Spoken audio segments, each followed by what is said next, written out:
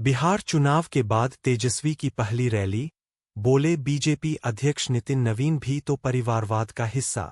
बिहार विधानसभा चुनाव के बाद नेता प्रतिपक्ष तेजस्वी यादव ने अपनी पहली जनसभा को संबोधित किया। रैली में उन्होंने बीजेपी पर जमकर हमला बोला। तेजस्वी ने कहा कि बीजेपी हमेशा परिवारवाद का आरोप लगाती है, लेकिन उनके प्रदेश अध्यक्ष नितिन नवीन खुद भी परिवारवाद का हिस्सा है। उन्होंने कहा कि बिहार की जनता अब जुमलों की राजनीति को समझ चुकी है और रोजगार, शिक्षा व स्वास्थ्य जैसे मुद्दों पर जवाब चाहती है। तेजस्वी ने युवाओं से बदलाव के लिए एकजुट होने की अपील की और कहा कि बिहार को आगे बढ़ाने के लिए नई सोच और नई सरकार जरूरी है। पटना का Shambhu girls hostel seal, NET छात्रा की मौत के बाद लड़कियों ने रातों रात खा ली। पटना के शंभू गर्ल्स हॉस्टल को प्रशासन ने सील कर दिया है। यह कार्रवाई एनईटी की तैयारी कर रही एक छात्रा की संदिग्ध मौत के बाद की गई।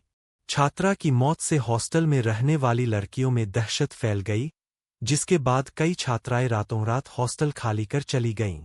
घटना की सूचना मिलते ही पुलिस और प्रशासन मौके पर पहुंचा और जांच शुरू की। शुरुआती जांच में हॉस्टल प्रबंधन की लापरवाही की बात सामने आ रही है। छात्राओं ने सुरक्षा और सुविधाओं को लेकर भी सवाल उठाए हैं। फिलहाल पुलिस मामले की गहन जांच कर रही है और पोस्टमार्टम रिपोर्ट का इंतजार किया जा रहा है।